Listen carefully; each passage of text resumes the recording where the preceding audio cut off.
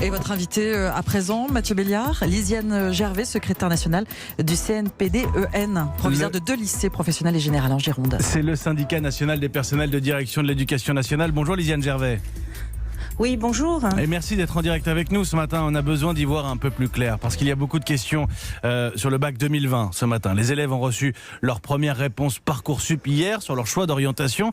Mais d'abord, il y a ce bac au contrôle continu.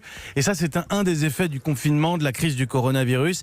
Avant d'entrer dans les questions qui fâchent, pour vous, Lisiane Gervais, le contrôle continu, c'est un bon moyen de valider le bac des élèves, un bon moyen ou peut-être le moins pire? C'est un bon moyen.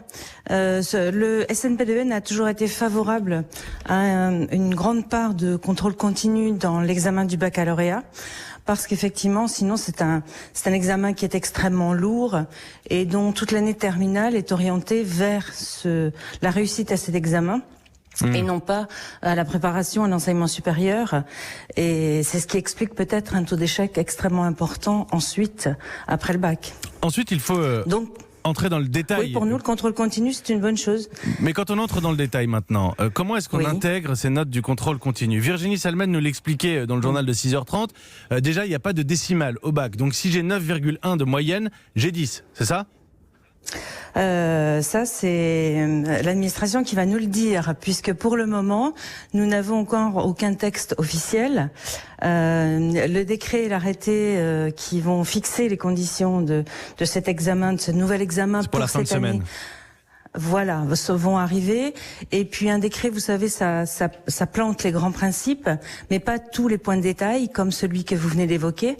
Et donc, une note de service doit apparaître également, qui est extrêmement attendue par les chefs d'établissement pour pouvoir organiser ensuite ce contrôle continu. Alors maintenant se pose une question, évidemment, est-ce que c'est juste? D'abord, ce qui compte, ce sont toutes les notes, tous les résultats jusqu'au 15 mars dernier, c'est ça? C'est ça. Rien après le confinement, pendant ou après. Donc si j'ai été assidu, concentré, appliqué pendant le confinement, dans le téléenseignement, ça ne change rien? Complètement. Ça va être même valorisé, puisqu'il est prévu dans les livrets scolaires habituels une observation. Les commentaires des professeurs peuvent être extrêmement favorables, justement quand l'élève a bien joué le jeu, a participé à toutes les activités, aux classes virtuelles, etc. Mais comment est-ce que ça peut compter si on arrête les notes au 15 mars? Alors ça peut compter parce qu'il y aura des jurys de délibération comme habituellement, et les jurys pourront prendre en compte le livret scolaire, cet investissement. Voilà. En revanche, celui qui n'a pas travaillé dans l'année, pour lui c'est plus compliqué, c'est fini, le bachotage est pénalisé là. Ça.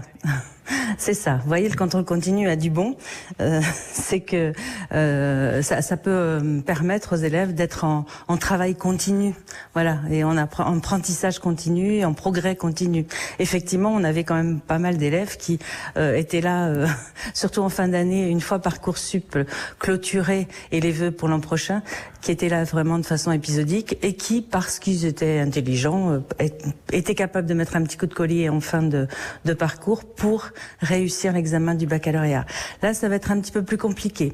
Cependant, il y a quand même des règles d'harmonisation qui ont été mises en place par le ministère et qui font que on va prendre en compte quand même les notes, les résultats, les pourcentages de taux de réussite, de taux de mention aux examens des années précédentes, pour un peu équilibrer et rétablir. Parce que ça, c'est l'autre aspect. C'est l'autre aspect quand on demande si c'est juste, parce que tous les profs, et c'est bien normal, tous les établissements ne notent pas de la même manière.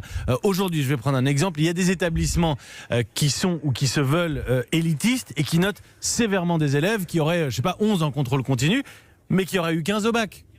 Tout à fait, tout à fait. Donc ça serait complètement injuste pour ces élèves-là qui ne connaissaient pas les règles au départ, donc ils ont continué à fonctionner comme ils ont l'habitude de fonctionner, quoi qu'on en pense. Mais effectivement, ça n'est pas normal que ces élèves-là soient sanctionnés, et donc il y a un rééquilibrage qui va être fait par rapport aux résultats des années précédentes, et qui sera toujours, nous dit-on au ministère, en faveur de l'élève.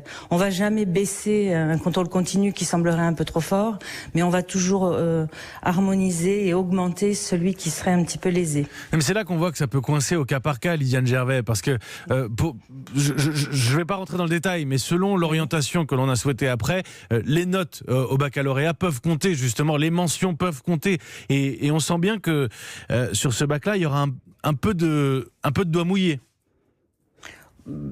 Enfin, moi je ne le pense pas, parce que les 3/4 des élèves vont avoir le baccalauréat. Je suis sûre qu'on sera près des taux habituels de réussite au baccalauréat. Et peut-être même un peu plus, ce qui est normal, parce qu'on va prendre en compte aussi une difficulté d'apprentissage pour les élèves cette année. Enfin, ça a été une année un peu compliquée pour apprendre, pour être assidu, etc. Et je pense que dans l'obtention d'une mention, par exemple, le fait que les professeurs notent sur le livret scolaire que l'élève a s'est particulièrement investi, peut aller vers une mention supplémentaire.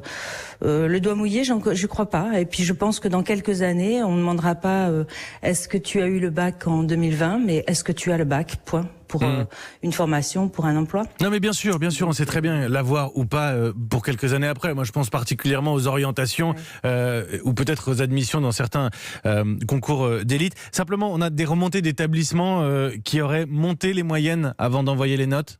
Ça vous dit quelque chose, Lydiane Gervais ? Ça, c'est ce que disent les syndicats, les organisations syndicales d'enseignants. Moi, je ne sais pas. Les règles sont quand même assez claires. On peut pas rajouter des notes de cette façon-là. Les bulletins du 2e trimestre ont été publiés et donnés aux familles, donc on peut pas les bidouiller, si je peux me permettre l'expression. Vous ne confirmez pas. Je ne confirme pas. Très bien, mais là pour le coup peut-être aura-t-on des appels au 39-21. Un dernier mot, Lydiane Gervais, et il y a cette question qui n'est toujours pas tranchée, celle de l'oral du bac de français pour les élèves de première. On fait quoi ? J'ai l'impression qu'on n'avance pas sur cette question. Est-ce qu'il y aura un oral ou pas pour les élèves de première ? Alors ça, il faudrait le demander à Monsieur Blanquer, parce que je pense que toutes les organisations syndicales, qu'elles soient enseignantes, inspecteurs ou personnel de direction, sont assez unanimes sur la question. Il faut supprimer l'oral de baccalauréat pour cette année. Ça met les élèves de première dans une inconfortable situation, hein.